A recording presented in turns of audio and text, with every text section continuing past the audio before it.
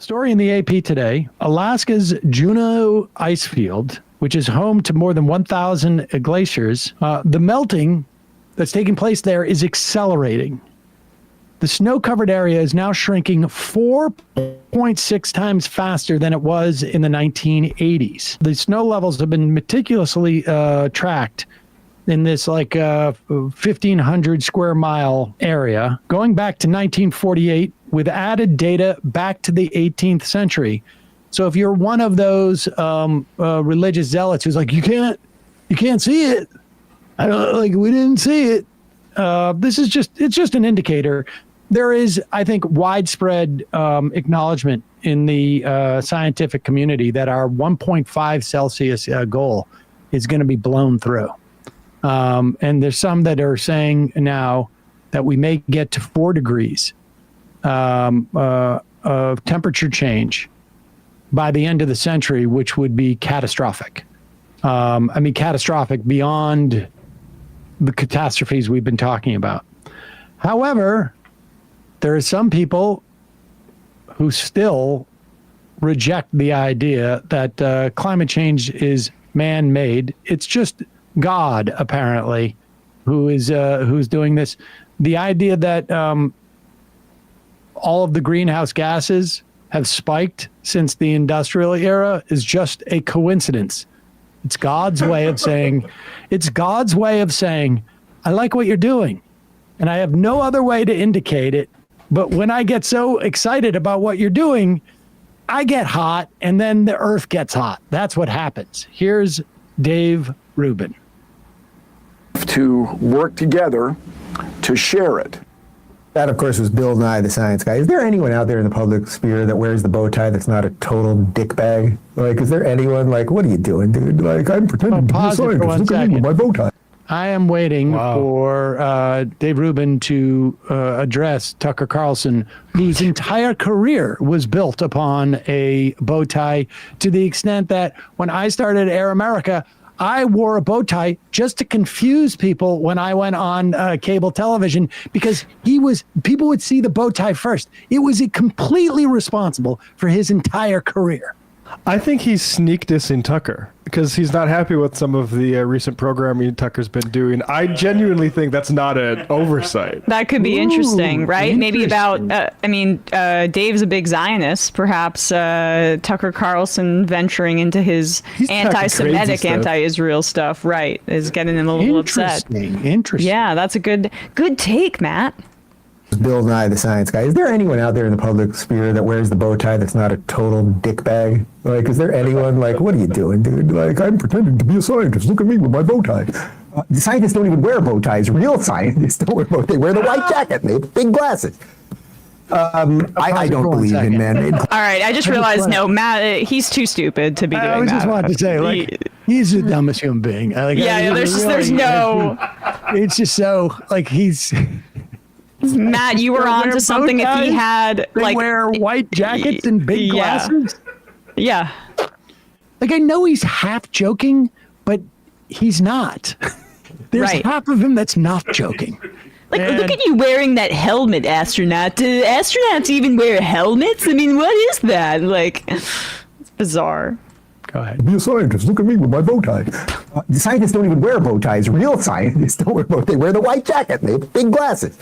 I don't believe in man-made climate change. I'm just telling you, I don't. That'll probably get me canceled more than anything else I've ever said on this show. The world sometimes warms and sometimes it cools. And in the 70s, they said I'm sorry, we can go back, but he's doing that tone of voice when that girl from the whatever show, Straighteraid, said, "Hey, will you debate?" Somebody's like, "Nah, it's so boring." You can almost feel his throat tightening, and I think part of that is because maybe he doesn't believe what he's saying, and he knows this is just he's just decided I'm going to do. Because he's been doing this for 10 years now. And he's just now coming out with climate change is not man-made. This is going to get me canceled. Or was that a TYT? what new information have you gotten in the past 10 years that makes you believe that climate change is not man-made? He moved to Florida, and the waterfront property did not go underseas like his buddy who won't go to his wedding, Ben Shapiro, predicted, right? I mean, try getting insurance in Florida. Yeah. To ask them if they think climate change is real. Exactly. And, well, he's saying it's not man-made, but the funny thing is that the way that he's going to refute that climate change is man-made is to say that in the 70s they thought it was cooling. But what does that have to do with it being man-made? Well, go ahead. I don't believe in man-made climate change. I'm just telling you, I don't. That'll probably get me canceled more than anything else I've ever said on this show. Like, yeah, the world sometimes warms and sometimes it cools. And in the 70s, they said we were having global cooling. And even if I believed any of it was true, the idea that AOC and her Green New Deal and John Kerry and Bill Nye the Science Guy and Neil deGrasse Tyson and a bunch of these abject buffoons could do anything about it, I'll take my chances. And you know what? If all hell starts breaking loose here, pretty sure I can message Elon and get on a flight to Mars. So we'll be okay. And I'll get you guys on too. Obviously, I'll take care of the people I know. That philosophy. And any of you would be welcome to come with us too.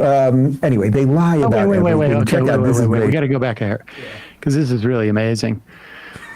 Wow. First off, he says he doesn't believe in man-made climate change. And then he basically says, I don't believe in climate change. Right? Because he's going back and forth. It's cold, it's hot, it's this and that. And then he says, but even if climate change is real, the idea that these 5 people who I don't like can do something about it is ridiculous. And, well, these 5 people can't do anything about it. We're going to actually need a lot of government action and a lot of government's action on top of which. And then he says, and if it all goes south, look, the stakes for me are low because I'm friends with a billionaire and I can leave. And then he realizes, like, oh, I'm talking to an audience of people who aren't friends with the billionaire. And if the stakes are low for you, we'll invite you on. Is he friends with Elon? Yeah, Is he friends with Elon? I don't All right, know. I'm going to lay out 2 scientific scenarios here, and Dave can take me seriously as a real scientist because I'm not wearing a bow tie.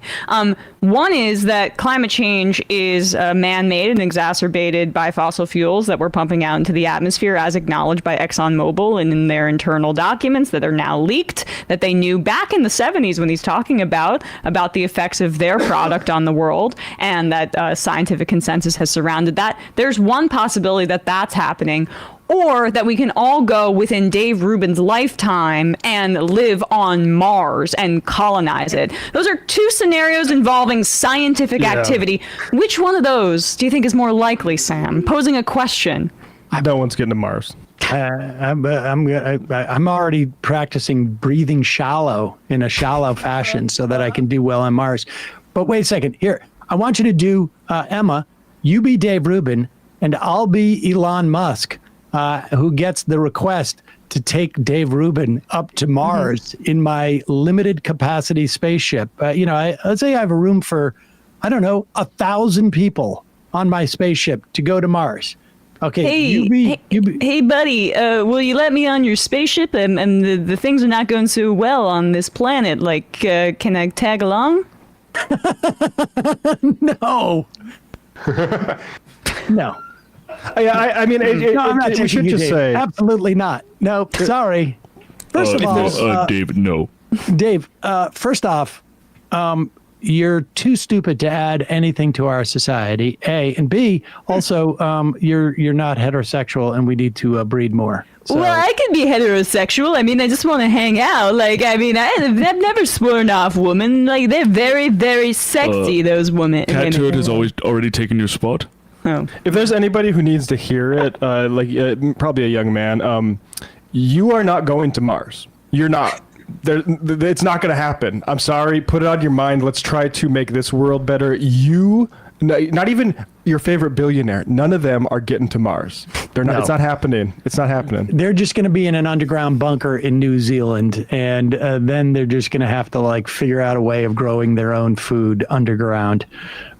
Just go back. That moment where Rubin realizes, oh, I've just basically said to my audience, The real reason why I don't care about this is that I think that I'm somehow invulnerable to it because I've got an out and you don't. Wait a second. I mean, you guys can come too. The buffoons could do anything about it. I'll take my chances. And you know what? If all hell starts breaking loose here, I'm pretty sure I can message Elon and get on a flight to Mars. So we'll be okay. And I'll get you guys. Negative. I know. And any of you would be welcome to come with us too. Anyway, they lie about everything. Check out, this is great from Dr. Eli David. This is wonderful. This is it's a compilation of articles and studies in the mainstream media where they say that basically He basically goes on to say that everyone keeps saying that it's the hottest, X on record. How could it possibly be the hottest thing on record for every place? Like hottest day in Mexico, hottest day in Netherlands. It's because they're doing aggregates, you stupid, stupid man. They're doing aggregates. They're aggregating the heat data from the world. What is what?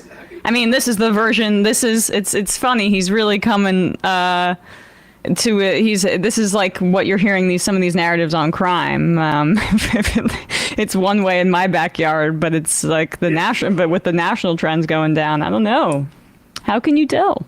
Oh, geez. It's already 2:45, almost 2:42. Folks, I'm afraid that is it for our call-in portion of the program. I know people were hanging on for a long time. I was hoping to get to a lot more calls. Best laid plans. And that hope springs eternal, Sam. And that hope does spring eternal. Maybe we'll do an extra day of calls sometime next week. Who knows? Because you're not having real conversations. Can you believe that was only 1 year ago?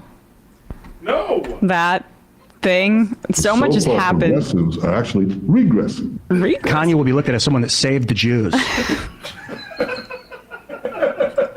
I'm not a respected source of information, even from me. We having a war now? This is not beanbag. Oh, wow. Yep. You don't respect the rule of law. You've shat all over it. That's what you did. And we know it now. We know it now. It's too long. It's too late. And I don't really have any insight into anything. There you go. All right, let's read some IMs. Dave from Jamaica. Shofar for dodging the hurricane so far. You got it, buddy.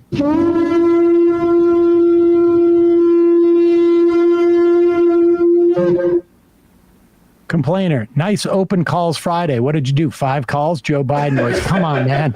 Well, it wasn't. It's not Friday. It's just, I wish we could have like a fly on the wall when Sam says, Emma, I'm planning on opening up the phone lines like in the first hour. And it's never happened. It's never, we get to 1 p.m. every time. It's never happened. Why set the intention? What did Sam say? We're going to do like whatever the things we did and then get the calls quick. And I'm like, oh yes, around 1:30 then. I know, but you said that off mic and I was like, don't let Sam hear it because then he'll be reminded. I like when you set it up and it never works out. It tickles my funny bone. Someday. Everybody has to have their white whale. That's right. What it is for me. Hey, folks, don't forget to hit the subscribe button and check out our daily show. We do it every day at 12 p.m. Eastern for about 2.5 hours. We even take phone calls. You should check that out.